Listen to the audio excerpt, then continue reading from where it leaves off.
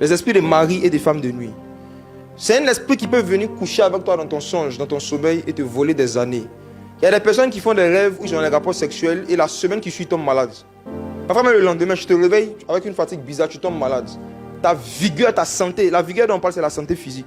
Tu as donné ça dans des rapports sexuels.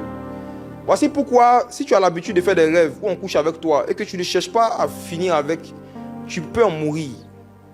Les gens ne savent pas que c'est très dangereux cette affaire des maris et des femmes de nuit. Il y en a même qui prennent ça pour un jeu. On pense que c'est quelque chose qui est normal, ça arrive à tout le monde. Il y en a qui se réveillent le matin, ils demandent à leurs amis, tu as déjà fait un rêve où quelqu'un couche avec toi? Quand la personne dit oui, ok, ça va donc, je ne suis pas bizarre. Ça nous arrive. Et toi, ça t'arrive? Tu vois ça. Ça arrive à tout le monde au quartier. Mais frère, ça n'arrive pas à tout le monde. Ça n'arrive pas à tous les humains. Ça t'arrive à toi et puis vos groupes de ceux à qui ça arrive. Il ne faut jamais normaliser des visitations démoniaques. Jamais. Si tu n'arrives pas à trouver la solution, tu dois aller vers Jésus, chercher une solution vers Jésus, mais ne jamais prendre la chose pour quelque chose qui est normal. Jamais. Parce que tu peux être en train de donner ta vigueur, ta santé à d'autres. Mais mes frères et sœurs, regardez.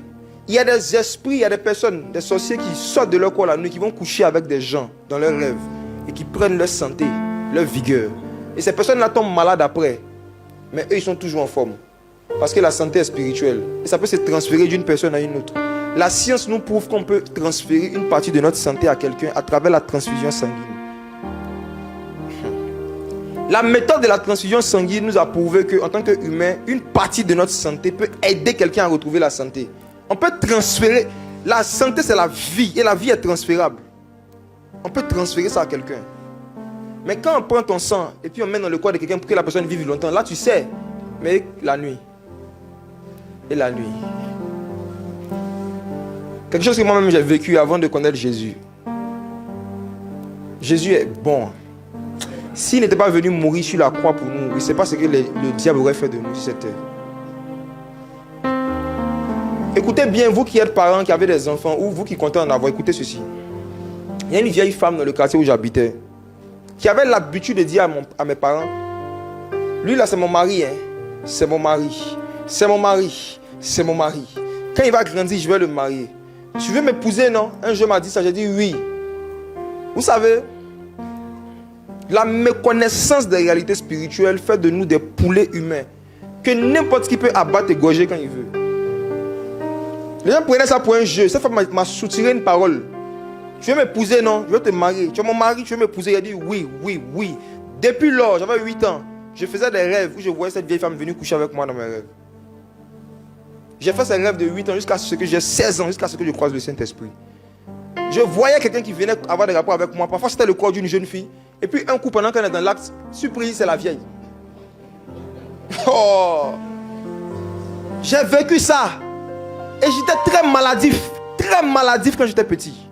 Je n'avais jamais fait le lien entre mon état de fébrilité et puis ces expériences que j'ai vécues avec cette femme qui a dit c'est mon mari. Est-ce que vous savez que pour tisser une alliance, une relation avec un esprit, pour qu'un esprit puisse devenir ton mari ou ta femme dans le monde spirituel, ce n'est pas par les rapports sexuels, c'est par l'échange de consentement. À la mairie, c'est à quel moment on dit je vous déclare mari et femme? C'est quand vous couchez ensemble. Tu veux l'épouser? Oui. Et toi? Oui, je vous déclare. Les sorciers jouent beaucoup avec ça. Parce que c'est un jeu. Le Seigneur dit que ton oui soit oui, que ton non soit non. Ce qu'on ajoute vient de qui? Vient du malin. Pour combien de jeunes femmes se sont attachées comme ça à l'esprit de certains enfants dans ces jeux de quartier là? Mon chéri, mon mari. Dès que tu m'écoutes, ton enfant, il ne te dit pas. Parce que vous savez que souvent les parents, vos enfants font des rêves, vous ne disent pas. Ils voient une tante là. Elle vient coucher avec lui. Il ne peut pas vous parler de ça. Il ne sait même pas coucher, c'est quoi. L'enfant pense que c'est un jeu. Moi, au début, je croyais que c'était un jeu. C'est quand j'ai grandi, quand moi-même j'ai commencé à pratiquer la fornication. Puis maintenant, je faisais les rêves. Maintenant, je voyais la vieille continuer. Depuis mon enfance, j'ai dit, ah!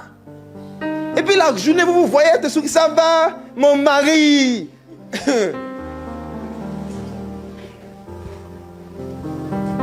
Je sais qu'il y a des gens ici qui vivent ça.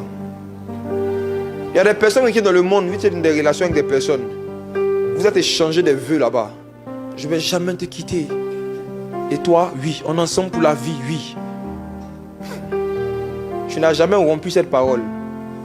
Des années après, tu vas te marier avec quelqu'un d'autre, mais tu continues de faire des rêves où on vient coucher avec toi. Et parfois, tu vois le visage de tes ex. Tu dis c'est le diable. C'est pas le diable, hein. C'est eux-mêmes.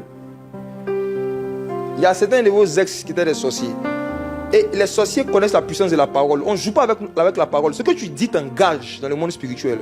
Voici pourquoi même quelqu'un va chez un féticheur. Même si le féticheur te donne un œuf, il va te dire qu'il faut parler dessus. Va ou faux? Peu importe l'objet qu'il te donne, il te dit parle sur l'objet. Parce que dans le monde spirituel, on ne peut pas attacher quelqu'un, on ne peut pas te faire du mal si ta propre parole n'a pas été libérée. Si on veut te faire du mal, il faut que toi-même tu donnes une parole qui sorte de ta bouche. Ne laissez pas les gens jouer avec vos enfants comme ça. Si vous voyez quelqu'un qui vient à côté de votre enfant, petit garçon mignon, tu es mon mari, tu dis non. Ils vont prendre vos filles. Oh, c'est ma femme, c'est ma femme. Tu dis non. On va vous devenir mari de nuit des enfants. Non. Alléluia. Et causez avec vos enfants. Dites-leur, hey, si vous faites des rêves, parlez-moi de vos rêves. S'ils savent parler, ayez l'habitude de leur demander, tu as vu quoi cette nuit? Vous avez eu des surprises souvent. Ah, non, il y avait tante Cécile. Elle faisait quoi? Non, elle est venue s'amuser, elle s'amusait comment? Non, elle a enlevé mon truc et puis... Il y a des enfants qui ont besoin de délivrance. Les enfants qui ont besoin qu'on prie pour eux. Les enfants qui ont besoin qu'on prie pour eux. Dans Proverbe chapitre 6, si vous lisez, la Bible dit, mon fils, si tu t'es engagé par les paroles de ta bouche, faille, dégage-toi. Il y a des paroles qu'on a prononcées. Quand le Saint-Esprit nous rappelle qu'on s'est engagé, on doit reprononcer le contraire pour se délier. Il ne suffit pas de dire, non, je suis une nouvelle créature. Toutes choses sont passées, toutes choses sont devenues nouvelles. Tout est devenu nouveau sauf tes songes. Les mêmes choses que tu faisais dans le monde où on couchait toi. Ça continue, tu dis tout est devenu nouveau. Faut être vrai à toi-même. Hein. Ne laissez pas les gens vous faire interpréter la Bible comme ils veulent. Interprétez la Bible à la lumière aussi de ce que vous vivez. Tu es une nouvelle créature, toi est devenu nouveau. Ça c'est Paul qui a dit ça. C'est ce qu'il vivait. Maintenant toi c'est comment? C'est nouveau vraiment? Allons regarder tes rêves, c'est nouveau, tu as des nouveaux rêves. Si tu continues de faire des rêves où on vient coucher avec toi, c'est qu'il y a sûrement un lien entre toi. Il y a un engagement dans le monde spirituel forcément que tu n'as pas rompu. Forcément. Il y a sûrement un échange de paroles quelque part qui te rattache encore. Et comme j'ai pris l'exemple une fois dans un programme, je disais au frère que les engagements que nous prenons avant la conversion ne disparaissent pas après la conversion. La preuve, il y a des gens qui ont pris crédit à la banque avant la conversion. Ils se sont baptisés, ils ont parlé en langue, mais ils vont payer. Vrai ou faux? Voilà. Après la conversion, on ne peut pas aller voir le banquier pour dire tu sais, Jésus a tout payé. Je suis une nouvelle créature. Toi est devenu nouveau. Ils vont dire oui, toi nouveau sauf ton prêt. Tu as pris un engagement. Il y a des engagements souvent que le diable nous soutient dans les conversations. Où tu es dans l'émotion, puis on te dit, dis, répète après moi, je ne vais jamais te quitter. Il y en a, vous hypnotisez comme ça dans des lits. Ah oui, dans un lit. Oui, c'est que tu es bien dans l'émotion. Là. Tiens un truc, promets-moi qu'on va passer toute notre vie ensemble. Tant que tu as sommeil, tu as dit, je te promets. Tu penses que c'est un jeu. Le diable est rusé, c'est un voleur. Et beaucoup de gens comme ça, ils ont perdu leur vigueur, comme la Bible le dit, ils ont volé leurs années. Vous voyez souvent des jeunes, on te dit, lui là, il a 21 ans, tu as du mal à croire, il ressemble à un gars de 30 ans. On voit des gens aujourd'hui, quand ils voient leur visage, on te dit son âge, tu dis, mais en plus, il est mature, c'est pas maturité, ils ont volé ses années. Il y a beaucoup de gens qui ressemblent à des vieux dans la société, parce qu'ils ont volé leur vigueur et leurs années. Vous voyez des jeunes qui ont moins de 30 ans, qui ont toujours problème de reins, qui se réveillent, qui ont toujours mal au dos.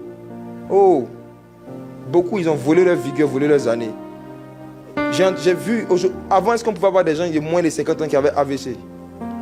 Avant, est-ce qu'on pouvait trouver des jeunes de 18 ans, 17 ans qui avaient des insuffisances rénales? Aujourd'hui, c'est légion.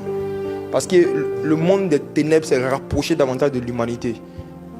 La Bible nous dit que dans Apocalypse 12, le Seigneur a dit malheur à la terre et à la mer, parce que le diable est venu vers vous, animé d'une grande colère, sachant qu'il lui reste peu de temps. Les échecs ne peuvent résister. Non.